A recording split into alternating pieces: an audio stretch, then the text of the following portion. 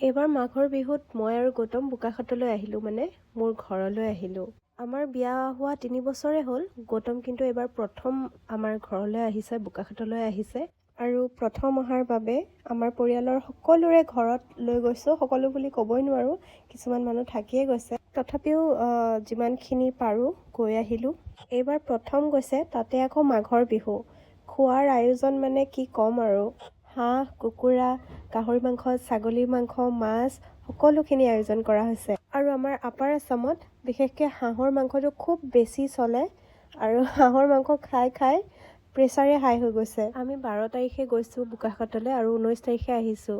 সেই 12 তাৰিখৰ পৰা 19 তাৰিখলৈকে এসাঁজো আমি মাছ মাংস নোহোৱাকৈ খাব নোৱাৰিলোঁ। মানে জোৰ জবস্তি, কাৰোবাৰ ঘৰত গ'লেও জোৰ জবস্তি খাব লাগিব, আৰু বিশেষকৈ হাঁহৰ মাংসটো।